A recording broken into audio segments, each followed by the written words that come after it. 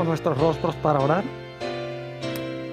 Padre Celestial, una vez más te damos gracias porque tenemos la certeza de tu compañía en esta reunión.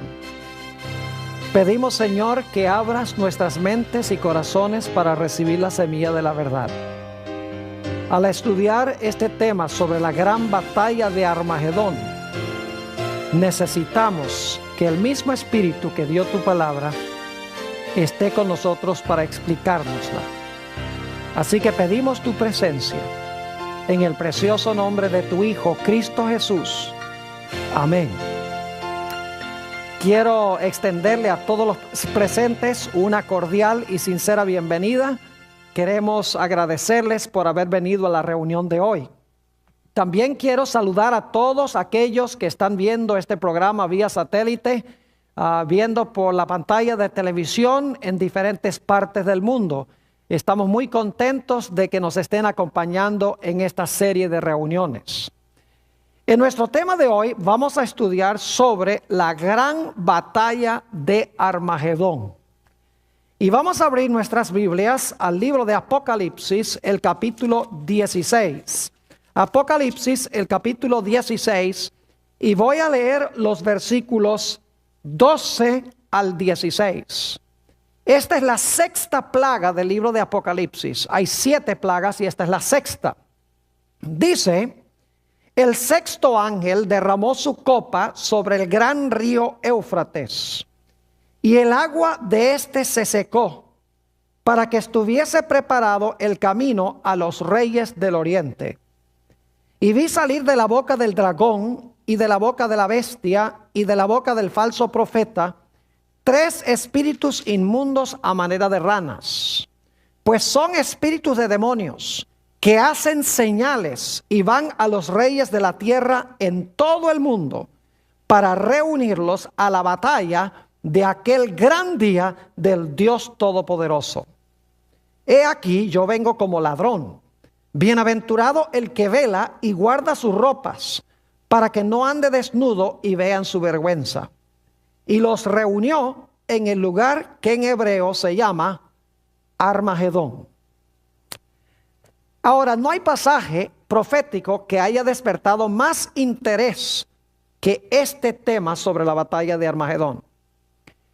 Yo he leído muchísimos libros que se han escrito sobre las plagas de Apocalipsis.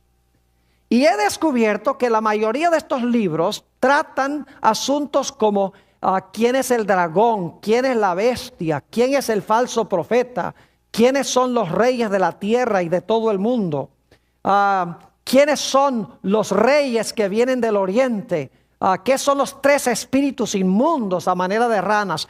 Es decir, los comentarios tienen mucho que decir en cuanto a todos estos aspectos. Pero lo interesante es que en la vasta mayoría de esos comentarios hay un versículo de este pasaje que leímos donde casi nada se dice de él.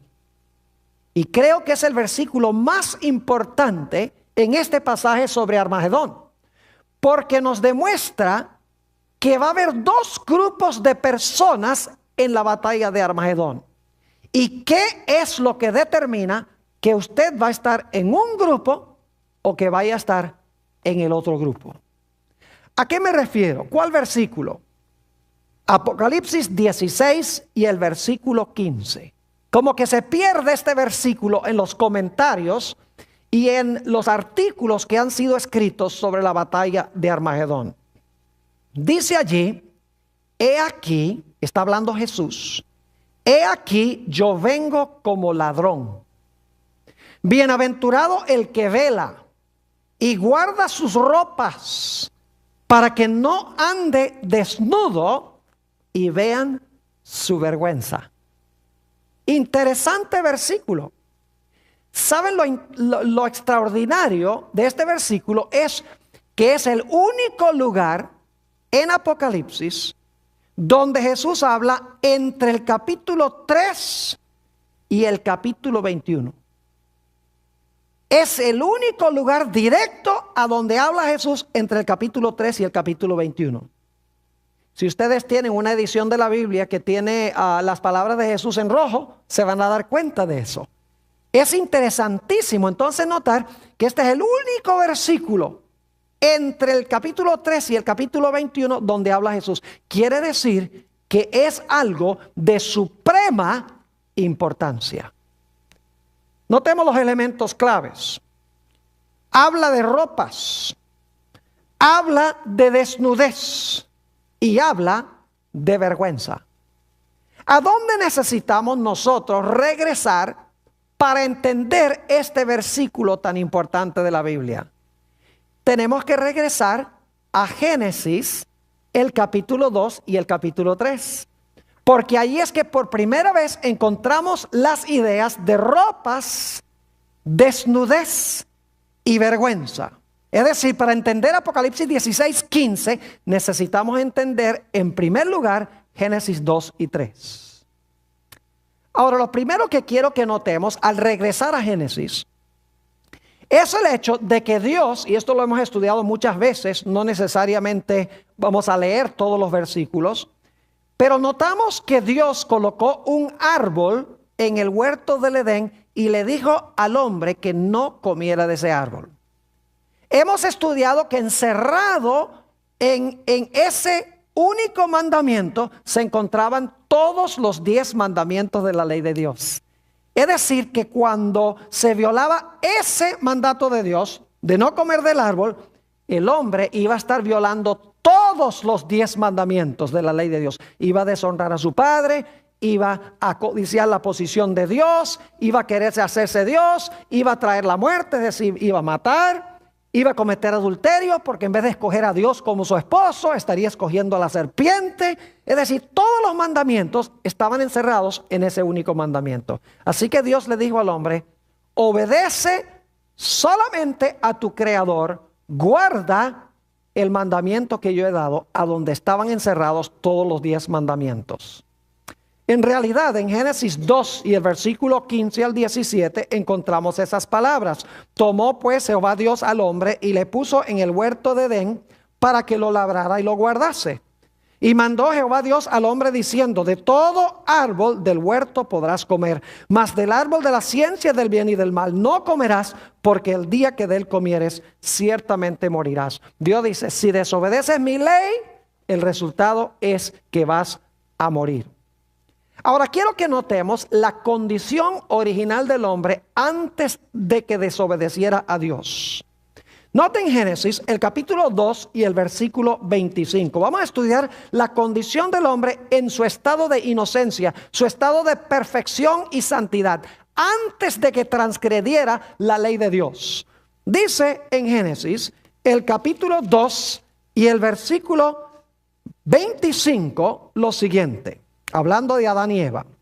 Y estaban ambos desnudos, Adán y su mujer, y no se avergonzaban. ¿Ven la conexión con Apocalipsis 16:15? Dice que estaban desnudos y no sé qué, y no se avergonzaban. Ahora, debo decirles que estaban desnudos en lo que respecta a vestiduras humanas. Es decir, ellos no tenían vestiduras de seda, ni de lino, ni de gabardina, ni nada de eso. Pero no significa que no estaban vestidos. No estaban vestidos con vestiduras humanas artificiales, pero sí estaban vestidos. Ahora ustedes dicen, ¿de qué estaban vestidos? La respuesta es que estaban vestidos de una luz gloriosa de Dios. Ahora hay muchos textos que podríamos leer. Les voy a mencionar algunos y luego vamos a leer uno específicamente. En Génesis, el capítulo 2 y el versículo 25, como hemos visto, Dios dice que el hombre estaba desnudo. Pero lo interesante es que en el Salmo 8 y el versículo 5 y 6, se nos dice que cuando Dios hizo al hombre, lo cubrió o lo coronó de gloria y de lustre. Es decir, Dios coronó al hombre con gloria, con la gloriosa luz de Dios. Por eso dice que cuando el hombre pecó, quedó destituido ¿de qué? De la gloria de Dios. Tenemos en Apocalipsis 12:1 otro ejemplo. donde habla de una mujer que representa la verdadera iglesia. Está vestida de blanco, pero las vestiduras blancas, dice Apocalipsis, que son las vestiduras del sol. Es decir, sus vestiduras son blancas, pero es la luz del sol la que la viste. En Mateo 17 y el versículo 3 y 4 encontramos la transfiguración de Jesús. Y dice que los mantos de Jesús le brillaban como la luz del sol. Es decir, cuando la Biblia dice que los ángeles, que Dios, que el hombre originalmente tenía vestiduras blancas, en realidad esas vestiduras blancas eran vestiduras ¿de qué? Vestiduras de luz. Y saben que cuando la Biblia dice que Dios está vestido de blanco, también quiere decir que está vestido con luz. Este texto yo lo quiero leer, el Salmo 104 y los versículos 1 y 2. Salmo 104 y los versículos 1 y 2, para que ustedes se den cuenta que cuando la Biblia dice que Dios está vestido de blanco, en realidad está vestido de luz. Dice allí, en el Salmo 104, 1 y 2, bendice alma mía a Jehová. Jehová, Dios mío, mucho te has engrandecido. Te has vestido de gloria y de magnificencia. Ahora escuchen esto. El que se cubre ¿de qué? De luz como de vestidura, que extiende los cielos como una cortina. ¿De qué está vestido Dios según esto? Dios está vestido de luz. Y así era con Adán y Eva. Antes de que pecaran, cuando eran obedientes a la ley de Dios, cuando eran inocentes y estaban en su condición de santidad, estaban desnudos en lo que respecta a vestiduras artificiales humanas, pero estaban cubiertos de la gloriosa luz de Dios. Pero luego, Adán y Eva, como sabemos, escogieron desobedecer la santa ley de Dios. Es decir, desobedecieron, quebrantaron, transgredieron la ley de Dios. Y cuando quebrantaron la ley de Dios, inmediatamente se realizó un cambio en Adán y Eva. Leamos en cuanto a ese cambio en Génesis 3 y el versículo 7. Génesis, el capítulo 3 y el versículo 7. Dice allí, entonces fueron abiertos los ojos de ambos, es decir, los ojos de Adán y Eva, y conocieron que estaban ¿qué? Desnudos. Pero si la Biblia dice que en su estado de inocencia estaban desnudos también. Debe ser que estaban cubiertos con luz. Y ahora la luz se fue y se dan cuenta que están ¿qué? Desnudos. Así que dice, entonces fueron abiertos los ojos de ambos y conocieron que estaban desnudos. El primer resultado del pecado. ¿Y cómo procuraron resolver el problema? Dice, entonces cosieron hojas de higuera y se hicieron delantales. Pero ¿saben algo interesante? Que aún después de cubrir sus cuerpos con el delantal, todavía se sentían desnudos. Nota lo que dice el versículo 9 y 10. Aunque se habían cubierto con vestiduras artificiales, todavía se consideraban que estaban desnudos. Dice en el versículo 9, mas Jehová Dios llamó al hombre y le dijo, ¿dónde estás tú? Y él respondió, oí tu voz en el huerto y tuve miedo porque estaba ¿qué? Desnudo y me escondí. Estaba escondido, pero ya estaba cubierto con las hojas de higuera. Ya no estaba desnudo. Pero dice, yo me siento ¿qué? Desnudo. Porque aunque tenía las hojas de higuera artificiales, ¿qué era lo que no tenía? No tenía la cobertura gloriosa de luz de Dios. Es decir, el primer resultado del pecado fue desnudez. Y cuando Adán y Eva procuraron cubrir la vergüenza de su desnudez con hojas de higuera, de nada sirvió porque todavía estaban desnudos, porque no tenían la luz gloriosa de Dios. Y por lo tanto la Biblia dice que Adán y Eva se avergonzaban porque no tenían la vestidura de luz y estaban desnudos. ¿Ven la conexión con Apocalipsis 16:15? Clara conexión. Ahora, Dios prometió, como hemos estudiado, que Él iba a mandar a un Mesías que iba a luchar contra Satanás y le iba a vencer para devolverle a Adán y Eva y a todos sus descendientes lo que ellos habían perdido. Vamos a Génesis, el capítulo 3 y el versículo 15, donde Dios le habla a la serpiente y hace esta promesa a Adán y Eva. Génesis 3 y el versículo 15. Aquí está hablando Dios a la serpiente. Y pondré enemistad entre ti y la mujer, y entre tu simiente y la simiente suya. Esta, es decir, la simiente de la mujer, te herirá en la cabeza y tú le herirás en el calcañar. 4 elementos claves en este versículo. En primer lugar, dice que hay una mujer. En segundo lugar, dice que hay una serpiente. En tercer lugar, hay enemistad. Y en cuarto lugar, hay 2 ¿qué? Simientes o descendientes. 4 elementos: una mujer, una serpiente, enemistad y 2 simientes. Y lo que Dios le está diciendo a Satanás es: tú le has quitado la envoltura de luz al hombre, tú le has quitado todo lo que yo le di, pero yo te quiero decir que yo voy a mandar al mundo a un libertador. Ese libertador te va a hacer la guerra. En el proceso de la guerra tú lo vas a herir, le vas a herir el calcañar, pero te va a salir caro porque él te va a aplastar la cabeza. Dios estaba prometiendo la venida del Mesías. Ahora la pregunta clave es: ¿cómo es que esta simiente le iba a aplastar la cabeza a Satanás? ¿Cómo iba a restaurar al hombre a la condición en la cual se encontraba originalmente, donde no se iba a sentir desnudo? ¿Cómo iba Dios a cubrir la desnudez del hombre, que era el resultado de la transgresión y de la desobediencia a la ley de Dios? ¿Cómo iba a hacerlo Dios? Bueno, el mismo libro de Génesis nos tiene la respuesta. Génesis, el capítulo 3 y el versículo 21. Génesis 3, 21. Fíjense que ellos se habían tapado con hojas de higuera, pero ahora Dios va a cubrir la vergüenza de su desnudez con otra cosa. Dice en el versículo 21 de Génesis 3: y Jehová Dios hizo al hombre y a su mujer, ¿qué cosa? Túnicas de pieles, y los vistió. Es decir, Dios les quitó las hojas de higuera y los cubrió con pieles de animales. Ahora yo pregunto, ¿qué tenía que suceder para conseguir la piel del animal? El animal tenía que ser sacrificado. Y fíjese que dice pieles, plural, porque eran 2 pecadores. 2 corderos probablemente fueron sacrificados.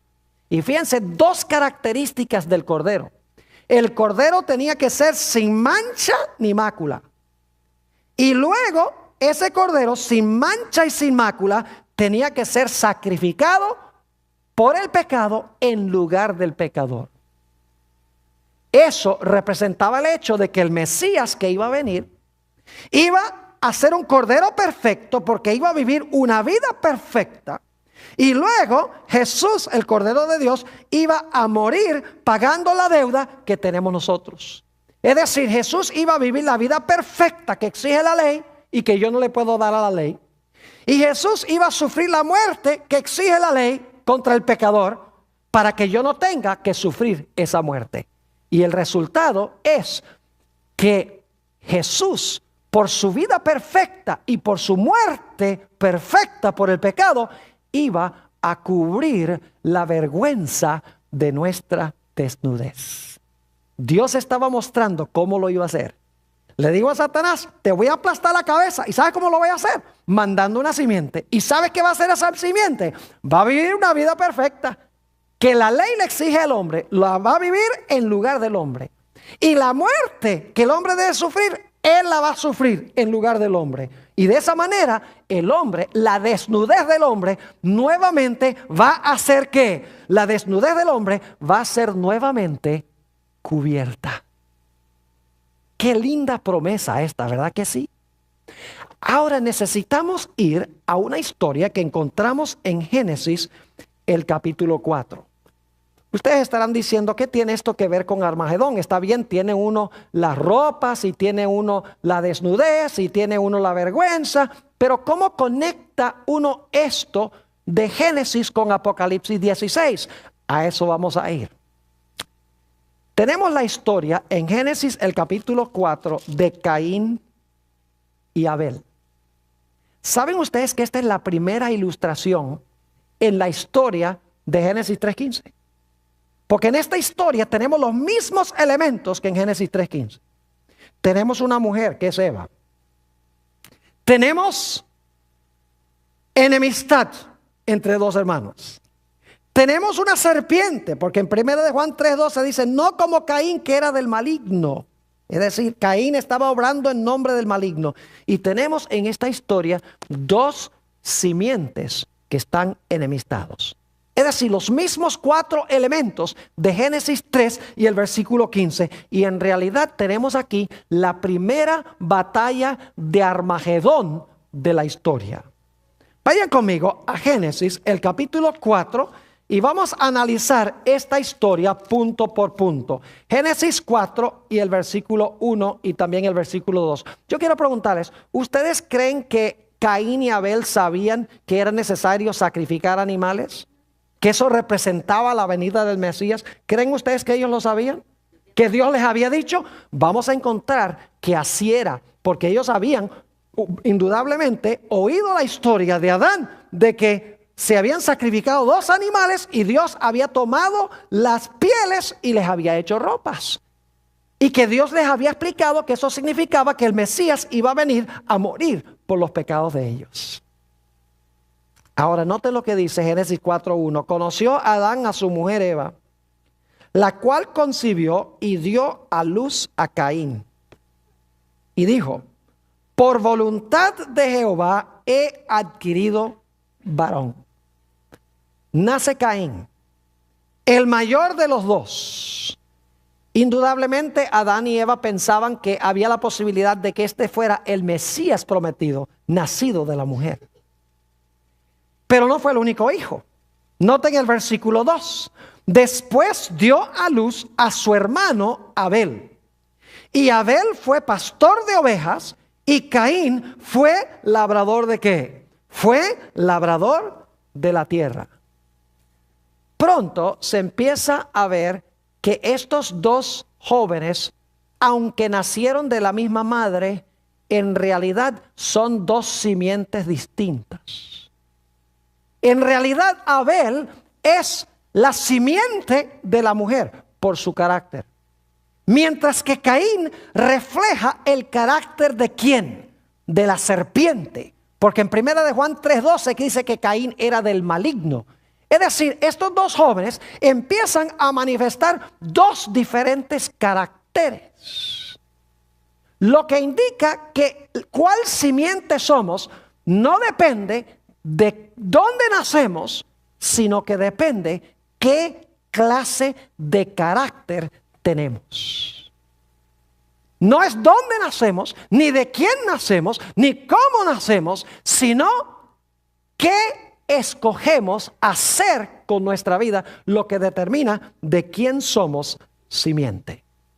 Entonces nacen estos 2 muchachos. Y dice que uno cuidaba ovejas, que era Abel, y el otro era labrador de la tierra. Volvamos a Génesis 4 y vamos a mirar el versículo 3.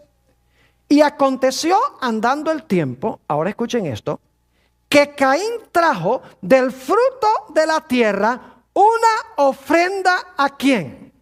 Una ofrenda a Jehová. Yo pregunto, ¿es eso lo que Dios había pedido? ¿Qué había pedido Dios? Dios había pedido que se trajese un ¿qué? Un animal. Que se sacrificase el animal. ¿Estaba Caín desobedeciendo a Jehová? Claro que sí. ¿Estaba adorando a Jehová como él quería en vez de adorar a Jehová como Dios había mandado? Claro que sí. Él dice, Dios dice que yo traiga un cordero, pues yo lo que voy a traer, yo soy agricultor, yo voy a traer es los frutos de la tierra. Es decir, desobedece a Dios y viene a adorar a Jehová como él quiso, no como Dios mandó. Empezamos a distinguir qué clase de carácter tenía Caín. Era desobediente a los mandatos de Dios y adoraba a Dios como él quería, no como Dios había mandado. Y alguno dice, pastor, ¿usted cree que Caín sabía que él tenía que traer un animal y desobedeció a Jehová de todas maneras? Claro que sí. Déjeme compartirles las razones. Y no vamos a leer los versículos todos, porque no hay el tiempo, pero se los voy a mencionar. En Génesis 3:21 se nos dice que se habían sacrificado 2 animales para cubrir la vergüenza de la desnudez de Adán y Eva. No cabe duda alguna de que Caín y Abel habían escuchado la historia de cómo Dios había cubierto la desnudez de Adán y Eva. Además de eso, en Santiago 4 y el versículo 17, escuchen bien, dice, el pecado está en el que sabe hacer lo bueno y no lo hace. Santiago 4:17, el pecado está en el que sabe hacer lo bueno y no lo hace. Ahora yo pregunto, ¿Caín pecó? Note lo que dice en Génesis 4 y el versículo 7. Génesis el capítulo 4 y el versículo 7. Dios le dice a Caín, si bien hicieres, no serás enaltecido. Y si no hicieres bien, el pecado está a la ¿qué? A la puerta. ¿Qué es el pecado? Transgresión de la ley. Pero el pecado también está en el que sabe hacer lo bueno y no lo hace. ¿Está diciéndole Dios aquí a Caín que está en peligro de cometer pecado? Claro que sí. Pero para cometer pecado, él tiene que saber lo que es bueno y no hacerlo. Porque una de las definiciones del pecado es el que sabe hacer lo bueno y ¿qué? Y no lo hace. Ahora, algunos eruditos dicen que Dios no aceptó el sacrificio de Caín porque Caín tenía una mala actitud. No era el sacrificio en sí, sino que era una mala actitud de Caín. Eso no es lo que dice la Biblia. En Hebreos el capítulo 11 y el versículo 4, se nos dice que Abel ofreció más excelente sacrificio que Caín. ¿Están escuchando lo que dije? No era su actitud, era el sacrificio que trajo, que era superior. Hebreos 11 y el versículo 4. Además de eso, ya vimos en Génesis 4:7 que Dios le dice a Caín, si tú haces bien, tú vas a recibir bendición. Pero si tú haces mal, el pecado está a la puerta. Noten que el problema de Caín no era su actitud, sino el actuar mal o el hacer mal. Porque Dios dice, si tú haces mal, el pecado está a la puerta. No tenía que ver con la actitud mala de Caín, sino que tenía que ver con sus acciones. La acción de traer lo que Dios no había mandado y adorar a Dios como él quería. Además de eso, en 1 de Juan 3:12 se nos dice claramente, en 1 de Juan, el capítulo 3 y el versículo 12, se nos dice claramente que las acciones de Caín eran malas. Dice allí, no como Caín, que era del maligno y mató a su hermano. ¿Y por qué causa le mató? Ahora escuchen esto. Porque sus obras eran ¿qué? Malas y las de su hermano justas. ¿Era la actitud de Caín la que era mala? No, eran sus ¿qué? Sus actos los que eran malos. Dios había pedido ¿qué cosa? Dios había pedido el sacrificio de un animal y Caín a sabiendas desobedece lo que Dios ha revelado y viene y adora a Dios, no como Dios ha mandado, sino como él ¿qué? Como él quiso. Ahora quiero que noten un par de detalles muy interesantes en Génesis 4 y el versículo 4. Génesis 4 y el versículo 4. Leamos el 3 para el contexto. Dice, y aconteció andando el tiempo que Caín trajo del fruto de la tierra una ofrenda a Jehová. Y ahora escuchen esto. Y Abel trajo también de los primogénitos de sus ovejas, de lo más gordo de ellas. O como dicen algunas versiones, trajo también su grasa. Ahora, ¿por qué es importante eso? Trajo los primogénitos y ofreció la grasa. ¿Cómo sabía Abel que debía ofrecer los primogénitos y que debía quemar la grasa en el altar si Dios no se lo reveló? ¿Saben ustedes que más adelante en el sistema de sacrificio de Israel, Dios mandó a traer los primogénitos y mandó a quemar la grasa en el altar? Es decir, Abel sabía, Dios había mandado que era lo que había que traer. Si ustedes quieren textos para eso, Levítico 27:26 en el sistema de sacrificios dice que Israel tenía que traer los primogénitos para sacrificar. Y en Levítico 4:26 dice que se tenía que presentar para consumir la grasa delante de Jehová.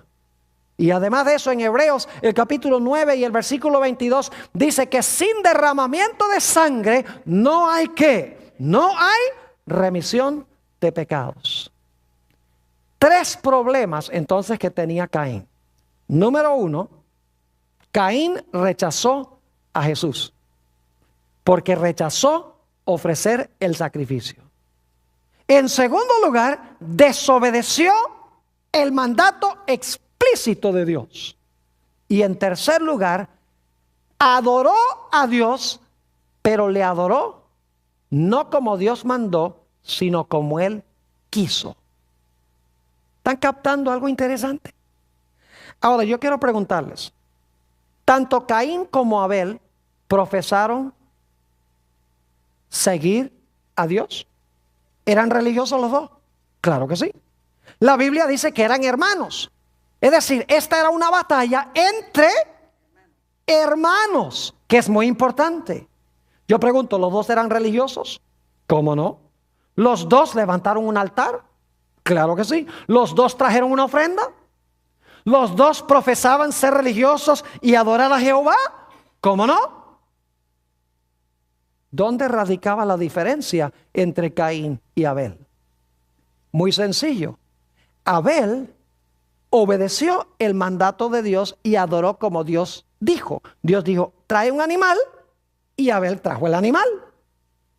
Pero Caín desobedeció el mandato explícito de Dios y adoró a Dios no como Dios mandó, sino como él quería.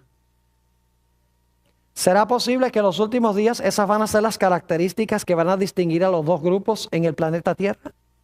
¿Será que al final de la historia va a haber también 2 grupos de personas religiosas que profesan adorar a Jehová, que son hermanos, pero que un grupo obedece a Dios y adora a Dios como Dios mandó, mientras que el otro grupo desobedece el mandato explícito de Dios y adora a Dios como quiere? Más adelante en el tema vamos a hablar un poco más de eso. Ahora, note lo que dice el capítulo 4 nuevamente y el versículo 4, la última parte. Dice en la última parte del versículo 4, y miró Jehová con agrado a Abel y a su ofrenda. Ahora, ¿cómo fue que Dios demostró que él aceptaba la ofrenda de Abel? El texto no lo dice. Pero si miramos el resto de la Biblia, sabemos cómo fue que Dios mostró. Algunos eruditos, lo que pasa es que no estudian con cuidado la Biblia, dicen que la forma como se supo es porque el humo del sacrificio de Abel se fue para arriba, mientras que el humo del sacrificio de Caín se fue para abajo. Qué interesante especulación. Pero el resto de la Biblia nos dice cómo sucedió. Cuando Dios aceptaba un sacrificio, llovía fuego del cielo para consumir el sacrificio sobre el altar. Les doy las referencias. Levítico 9:24. Cuando se inauguró el tabernáculo en el desierto, se colocaron sacrificios sobre el altar, descendió fuego y consumió los animales que estaban sobre el altar. Segunda de Crónicas 7:1. Cuando Salomón inauguró el templo, puso también sobre el altar sacrificios y llovió fuego del cielo y consumió los sacrificios. En Primera de Crónicas 21:26, David invocó el nombre de Jehová. Habiendo sacrificado el animal, cayó fuego del cielo y consumió el sacrificio. Y ustedes saben que en los días de Elías sacrificó varios animales, los colocó sobre el altar. Primera de Reyes 18, 37 y 38. Y dice que Dios aceptó el sacrificio, lloviendo, ¿qué cosa? Fuego del cielo para consumir el sacrificio. Es decir, Dios sobre el sacrificio del obediente mandó fuego que consumió el sacrificio. Y el sacrificio de Caín, ni una chispa. Y claro, la Biblia nos dice que hubo una reacción de parte del desobediente y el falso adorador. El que profesaba seguir a Jehová, a Jesús, pero el que en realidad lo estaba rechazando por sus acciones. Note lo que dice Génesis 4 y el versículo 5. Génesis 4 y el versículo 5. Dice, pero no miró con agrado a Caín y a la ofrenda suya. Y ahora escuchen. Y se ensañó Caín en gran manera y decayó su semblante. Es decir, puso la cara larga, por usar una expresión que conocemos muy bien. Estaba furioso. Estaba furioso con su hermano y estaba furioso ¿con quién? Estaba furioso con Dios porque no había recibido la bendición de Dios. ¿Será posible que en los últimos días los hijos de Dios van a ser bendecidos, su pan va a ser seguro, su agua va a estar segura, mientras que los que rechazan la verdadera adoración y quebrantan los mandamientos de Dios van a estar padeciendo hambre y sed? ¿Y eso va a ensañar a esa gente contra Dios y contra el remanente final? Obviamente que sí. Así que se enfurece. Y luego Dios trata de razonar con Caín, como trata de razonar con aquellos hoy que adoran a Dios como les conviene, que desobedecen a Dios, revelándoles la verdad y tratando de decirles, mire, si ustedes sencillamente hacen lo que yo digo, no va a haber problemas. Voy a bendecir el sacrificio de ustedes también. Noten Génesis el capítulo 4 y el versículo 6. Entonces Jehová dijo a Caín, ¿por qué te has ensañado? ¿Y por qué ha decaído tu semblante? Si bien hicieres, no serás enaltecido. Y si no hicieres bien, el pecado está a la puerta. Con todo esto, a ti será su deseo y tú te enseñorearás de él. En realidad lo que está diciendo es que el pecado tiene ganas de entrar para enseñorearse de ti. Pero tú debes dominar el pecado haciendo el bien. Pero Dios, al razonar con Caín, no pudo persuadirlo ni convencerlo. Caín no estaba arrepentido. Se volvió altanero contra Dios. Y dice que Caín hizo algo terrible. Se desquitó con Dios matando a su hermano. Noten Génesis el capítulo 4 y el versículo 8. Y dijo Caín a su hermano Abel, salgamos al campo. Es decir, Caín y Abel ahora hablan. Me imagino que Abel le habrá dicho a su hermano, mira, si tú ofreces el sacrificio que Dios mandó, Dios te va a bendecir a ti también. Si tú adoras a Dios como Dios ha mandado, todo te va a ir bien. Y Caín dice, ¿quién eres tú para enseñarme a mí? Si yo soy tu hermano mayor, tú tienes que escuchar en lo que yo digo. Yo no tengo que escucharte a ti. Y dice ahí en Génesis el capítulo 4 y el versículo 8 que algo terrible sucedió. Y dijo Caín a su hermano Abel, salgamos al campo. Y aconteció que estando ellos en el campo, Caín se levantó contra su hermano Abel. ¿Y qué hizo? Y le mató. Un hermano matando al otro hermano. El obediente que adoraba a Dios como Dios mandó, siendo muerto por el desobediente que adoró a Dios como él quiso. Están viendo que el punto de contención aquí es ¿qué cosa? Es adoración. Es la obediencia o desobediencia a los mandamientos de Dios. Nada tiene que ver con el petróleo del Medio Oriente. Nada tiene que ver con árabes contra judíos. Yo pregunto, ¿hay árabes buenos y malos? ¿Y hay judíos malos y buenos también?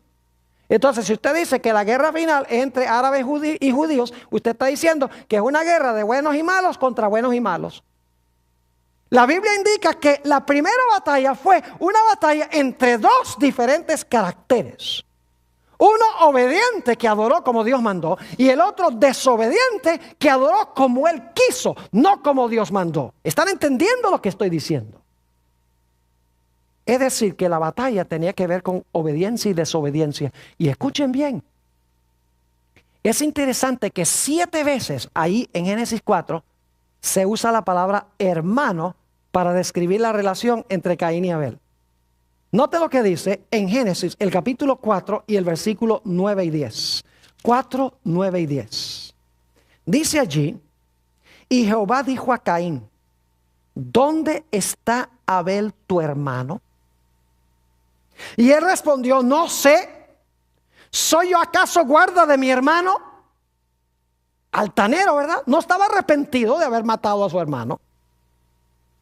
Versículo 10. Y él le dijo, ¿qué has hecho? Ahora escuchen bien. La voz de la sangre de tu hermano clama a mí ¿desde dónde? Clama a mí desde la tierra. Ahora, ¿qué significa eso? Que la voz de la sangre de tu hermano clama a mí desde la tierra. Yo pregunto, ¿se había cometido una gran injusticia? ¿Quién era el bueno aquí? ¿Caín era el bueno o Abel era el bueno? Abel era el bueno. Y sin embargo, el bueno muere y el malo vive. ¿Era necesario rectificar esta situación? Claro que sí. ¿Era necesario que se le hiciera justicia? Sí, lo que está diciendo esto es que la sangre de Abel estaba clamando a Dios para que se le hiciera ¿qué cosa?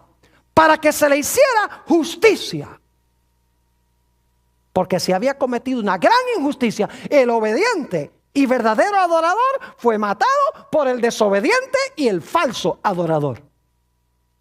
Pregunto, ¿será que eso se va a repetir al final de la historia otra vez? Oh, claro que sí. Ahora, note lo que dice Génesis, el capítulo 4 y el versículo 11. Génesis 4 y el versículo 11. Dios le dice a Caín, ahora pues maldito seas tú de la tierra, que abrió su boca para recibir de tu mano la sangre de tu hermano.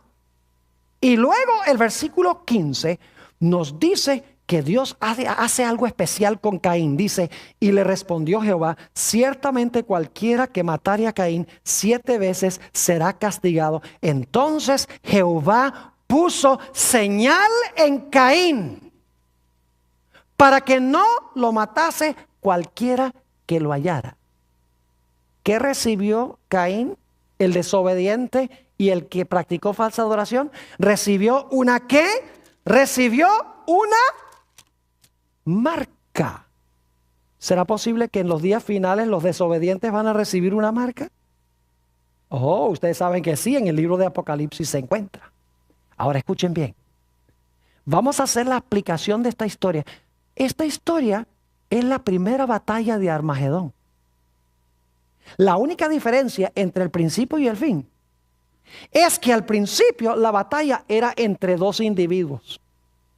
Mientras que al final de la historia va a ser entre 2 grupos de alcance mundial.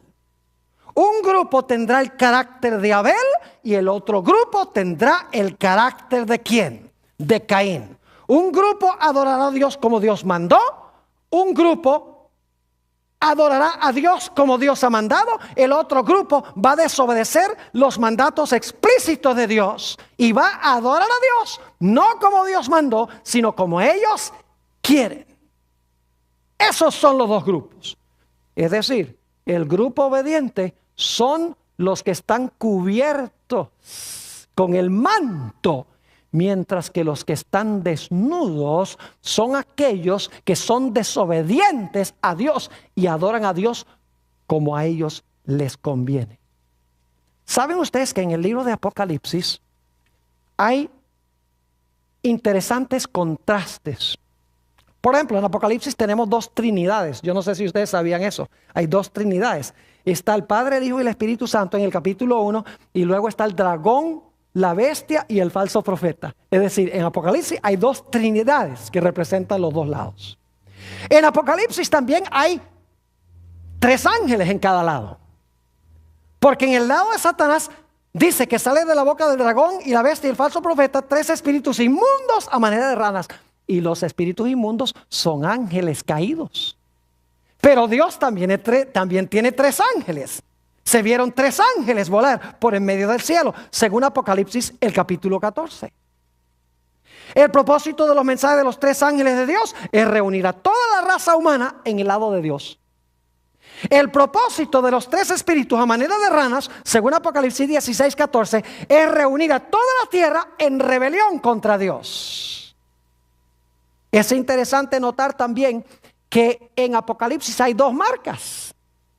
Está la marca de la bestia, que distingue a los falsos adoradores y los que desobedecen la ley de Dios. Y está el sello de Dios, que distingue a los obedientes a Dios y a aquellas personas que adoran al Creador del cielo, la tierra, el mar y las fuentes de las aguas.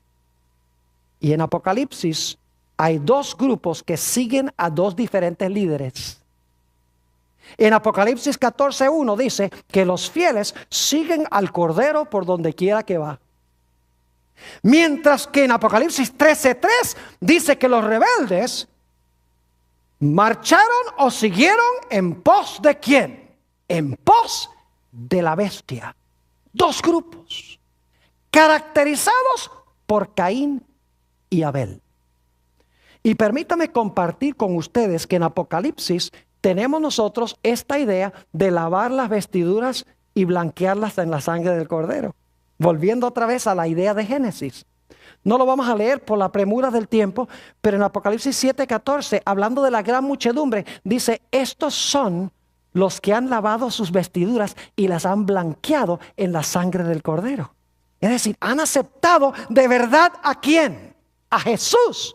Pero yo pregunto, ¿cómo se manifiesta esa aceptación de Jesús? Se manifiesta por practicar la verdadera adoración.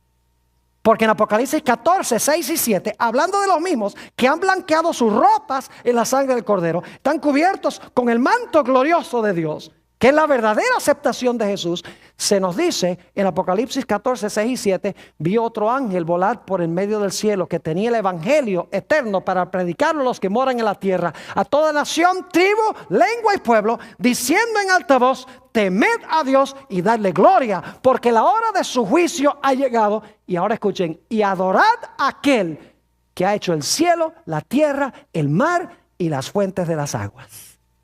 Es decir, los que siguen a Dios tienen sus mantos blanqueados en la sangre del Cordero. Han recibido a Jesús. Están cubiertos su desnudez del pecado. Pero eso se manifiesta por el hecho de que adoran al Creador en su santo sábado, dicho sea de paso, como Dios ha mandado. No solo eso, sino que los que siguen a Dios guardan su ley, obedecen sus mandamientos. Apocalipsis 14, 12, el mensaje del tercer ángel nos dice esto: aquí está la paciencia de los santos. Aquí están los que guardan los mandamientos de Dios y la fe de Jesús. Y Apocalipsis 12, 17 nos dice que Satanás va a estar airado al final de la historia contra los que guardan los mandamientos de Dios. Y ¿saben lo interesante? Apocalipsis 12, 17 es el cumplimiento de Génesis 3, 15. Porque están los mismos 4 elementos. Leamos Apocalipsis 12, 17. ¿Recuerdan los 4 elementos al principio? Dice: entonces el dragón se llenó de ira. ¿Contra quién? Contra la mujer. ¿Hay una mujer en ese versículo? Oh, hay una mujer. Y se fue a hacer guerra. ¿Hay un dragón o una serpiente también? Oh, una mujer y una serpiente. Génesis 3:15. Y se fue a hacer guerra. ¿Enemistad también? Oh, claro que sí. Contra el remanente de la simiente de ella. ¿Oh, hay simiente también? Claro que sí. Entonces, la batalla entre Caín y Abel se amplía en la batalla final entre el dragón y la mujer y sus descendientes. Es la misma batalla, solo que al principio eran 2 personas. Al final, ¿qué es? Al final son 2 grupos de alcance ¿qué? De alcance mundial o global. ¿Están entendiendo lo que estoy diciendo? Ahora escuchen bien. ¿Ustedes recuerdan cómo clamaba la sangre de Abel para que se hiciera justicia? Yo pregunto, ¿durante la Edad Media murieron muchos de los verdaderos hijos de Dios? ¿Quemados en la hoguera por la Inquisición, por ejemplo? Claro que sí. ¿Fue justo eso? No. ¿Quiénes ganaron? Aparentemente. Aparentemente ganaron los que practicaban falsa adoración y desobedecían a Dios. Y perdieron los que fueron quemados en la hoguera. ¿Saben que Apocalipsis habla de ese grupo igualito que en Génesis? Que la sangre clama. Noten Apocalipsis 6, rápidamente. Apocalipsis, el capítulo 6. Y vamos a leer los versículos 9 al 11. Está hablando de los mártires de la Edad Media. Y dice allí, cuando abrió el quinto sello, vi bajo el altar, porque la sangre se echaba al lado del altar. Levítico 4:7 dice que la sangre de los sacrificios se echaba a la base del altar.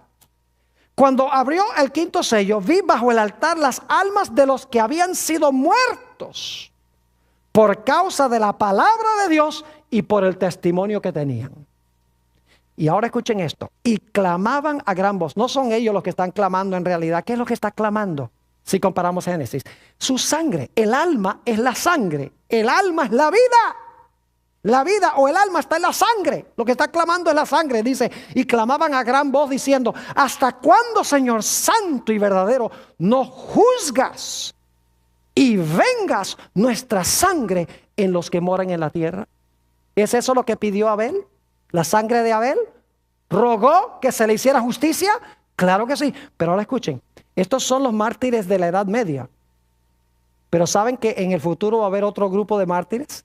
Los que no van a adorar la bestia, ni su imagen, ni van a recibir la marca, van a ser degollados, según dice Apocalipsis el capítulo 20, por ser fieles a Dios. Dice en el versículo 10, y clamaban a gran voz diciendo, ¿hasta cuándo, Señor santo y verdadero, no juzgas y vengas nuestra sangre en los que moran en la tierra? Y ahora escuchen, y les dieron vestiduras blancas.